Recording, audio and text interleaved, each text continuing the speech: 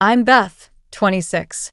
The chandelier above cast a soft, golden glow over the opulent dining room, but all I could hear was the pounding of my heart. My family sat around the table, their faces a blur of shock and disbelief as my phone buzzed in my lap. I slowly stood up, excusing myself with practiced politeness, and stepped towards the doorway, phone pressed to my ear.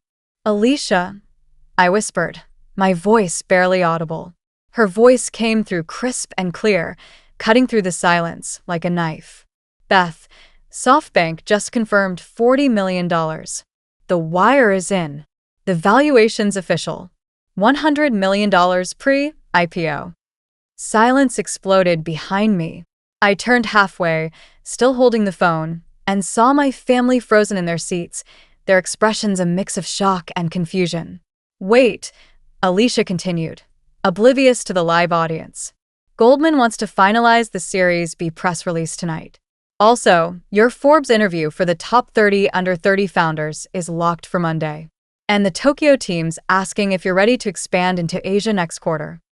Every chair creaked as my family sat there, unable to move or speak. I nodded, my eyes steady on the chandelier. "That's fantastic news. Let's schedule a team call in the morning. Tell Goldman I'll send over my final notes tonight."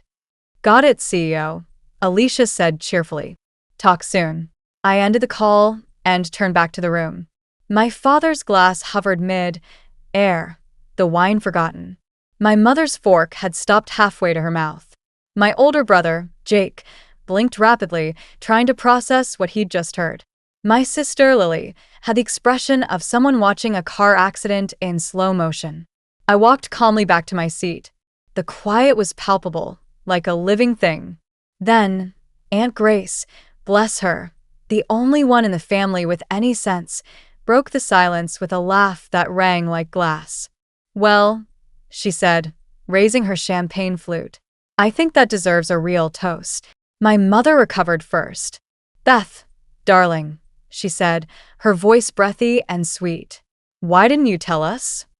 My father leaned forward. "SoftBank as in SoftBank and Goldman's involved? You're CEO?" I didn't answer right away. Instead, I took a long sip of wine, let it linger on my tongue, and then smiled. "I thought you said startups were risky." No one laughed this time.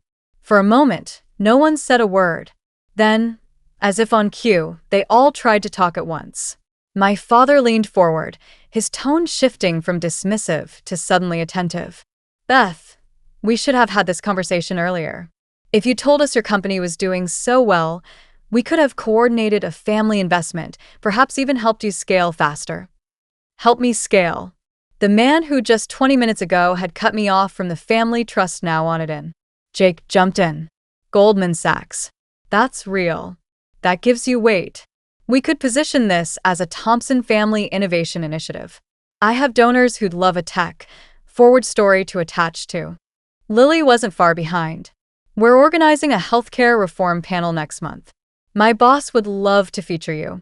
We could brand your work as part of the campaign's forward-looking agenda." "It's perfect." Perfect for them. "Not for me." My mother, always the strategist, placed a hand lightly over mine. "Sweetheart, I know we've been cautious, but you have to understand we were worried about you. Startups fail. We didn't want you to get hurt." I looked at her hand. Perfect nails, a diamond ring gleaming in the light. The same hand that had helped sign me out of the family trust hours earlier. I slid mine away gently. "You were worried," I repeated. "That's funny, because no one's asked how I'm doing in years." You weren't worried about me. "You were embarrassed by me." Their faces tightened. I didn't raise my voice. I didn't have to. "You've spent a decade minimizing everything I do. You laughed when I said I was building software. You called it a hobby. You told people I was between jobs, even when I was leading a logistics transformation pilot across 10 states. Jake cleared his throat. Come on, Beth. We were just teasing." "No," I said calmly.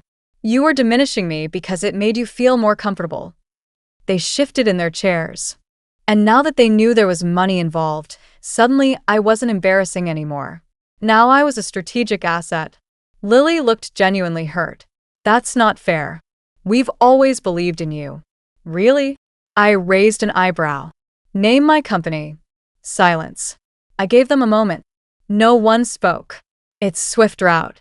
We optimize last mile delivery for medical supply chains using AI predictive modeling. We currently operate in 27 states with 213 distribution partners and a 96% fulfillment success rate. My father blinked. That's impressive. Yes, I said.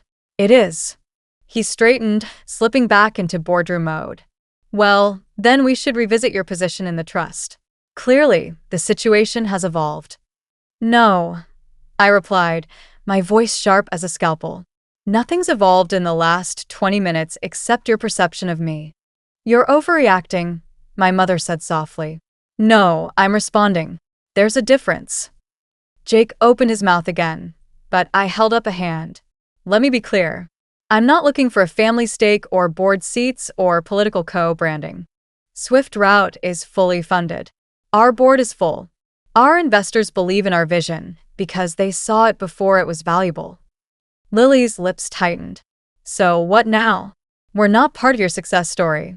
I looked at her, then at the table, at the crystal, the silverware, the people who had never once made room for me until the room was full of money.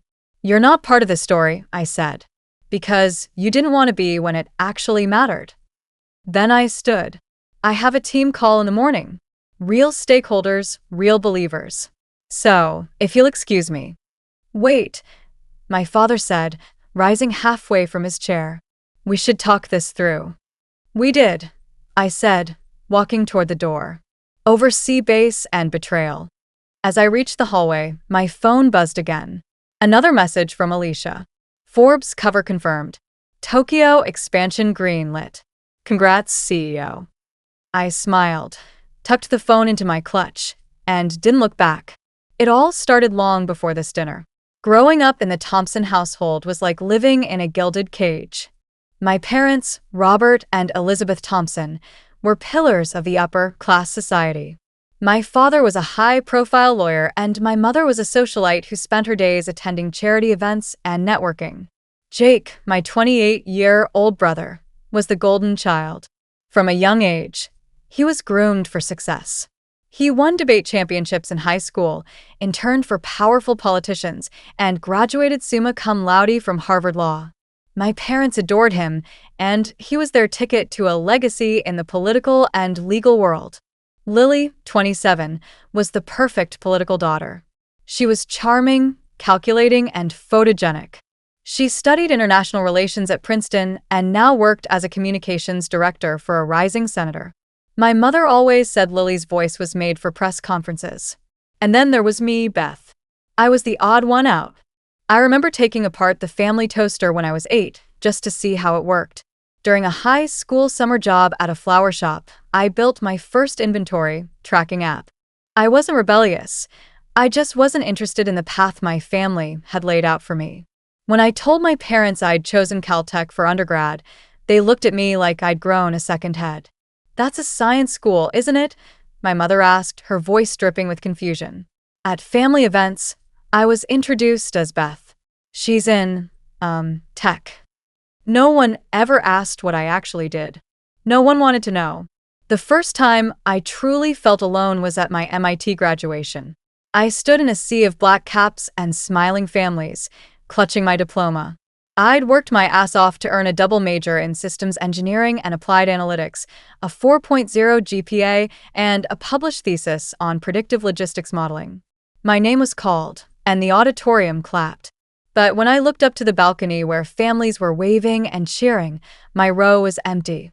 Jake was at an overseas political summit, Lily was helping with a Senate fundraiser, and my parents were in the Hamptons for a gala hosted by one of my father's old law partners. We're so proud of you, sweetheart, my mother had texted that morning, followed by a photo of her dress. It was a silent moment, but it changed me forever. It taught me not to wait for their applause. After graduation, I landed a job at a mid-sized distribution tech firm in Ohio. It wasn't glamorous, but it was where I learned the real, world problems of logistics. I watched warehouses struggle during snowstorms because no one knew how to route delivery trucks. I saw hospital equipment arrive days late because GPS systems didn't account for construction delays. I started keeping a notebook filled with ideas, frustrations, and algorithms I wanted to try. No one in my family ever asked what I was working on. At Thanksgiving, my father asked if I'd figured out what I wanted to be at. Lily suggested I consider public policy. "You'd be great at logistics for political campaigns," she said. I laughed and said I preferred real, world chaos over political theater. They laughed too, but it was a cold laugh. By then, I'd already written the first lines of code for a prototype I called Swift Route. It was a machine learning system designed to predict last-mile delivery disruptions based on real-time data inputs like weather, local traffic, and historical route inefficiencies. At night, I coded. On weekends, I tested it by volunteering with a local food bank's delivery program. I optimized their drop-off routes so meals reach seniors on time. No one paid me for it, but something inside me clicked. I wasn't chasing prestige. I was solving real problems. I kept going to family gatherings, hoping that maybe, just maybe, things would be different. But every Christmas, we returned to the same colonial estate in coastal Maine. The white pillars, the lake view, the dining room with portraits of ancestors who probably signed important documents with quill pens.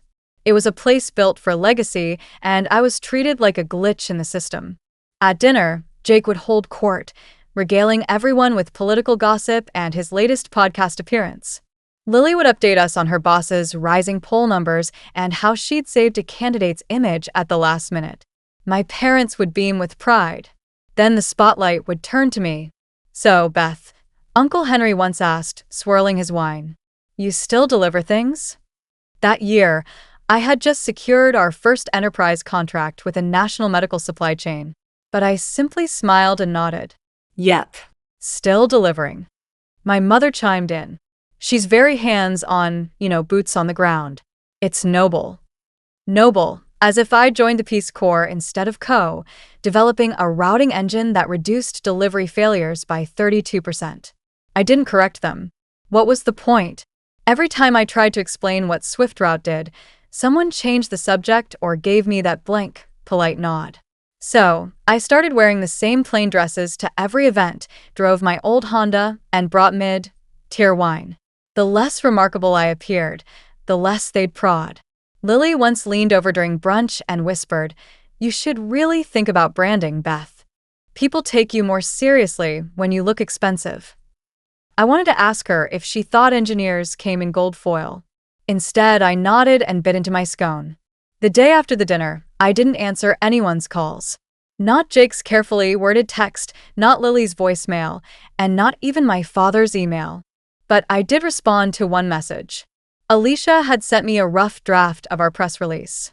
Swift Route's $100 million valuation, the expansion into Japan, and a short paragraph at the end that I'd quietly asked for. "We're proud to announce the launch of the Thompson Foundation, a $5 million initiative supporting young women in supply chain tech, especially those from underrepresented communities." I chose the Thompson name not to honor my family, but to reclaim it. For years, the Thompson name had excluded me from trust funds, family investments, and dinner table conversations. Now it would open doors for girls like me. We held the announcement event at our Boston headquarters. It was a simple affair, with just the Swift Route team, a few local educators, and a group of high school girls from underserved schools. I watched their faces light up as engineers showed them how we modeled delivery failures, how data could move medicine, and how algorithms could change outcomes. That night, I got a text from my mother. "We read about your foundation. That's extraordinary. Beth, would you consider letting the family host a fundraiser for it at the Hamptons house?" I stared at the screen for a long time. It was the first time she'd called my work extraordinary, but still, to host a fundraiser at the house they'd excluded me from. I didn't respond. Instead, I took a cab to a small flower shop on the edge of Cambridge. The owner, Mrs. Miller, still remembered me, her former summer intern who'd redesigned her inventory system in exchange for day-old muffins. I handed her an envelope with instructions and a business card. The next day, a bouquet of white lilies was delivered to the Thompson estate, addressed to my mother. The card read, "Thank you for your offer. The foundation already has a venue, a warehouse. The one where I built everything you once called a phase. Warmly, Beth." A month after the foundation launch, I was invited to speak at a public high school in Baltimore, an all-girls STEM academy. There was no red carpet, no camera crews, just a folding chair, a modest auditorium, and 50 girls with notebooks and sharp eyes. I told them about Swift Route, about the years I'd coded in a garage while delivering pizza to pay for server space. I told them about logistics failures that delayed insulin shipments and how fixing those failures meant saving real lives. Afterward, a girl in the second row raised her hand. She couldn't have been older than 15. She had braids, chipped nail polish, and a determined stare that reminded me too much of my younger self. "My parents think logistics is for truck drivers," she said. "They want me to be a doctor or a lawyer, something serious. Did your family support you?" I hesitated.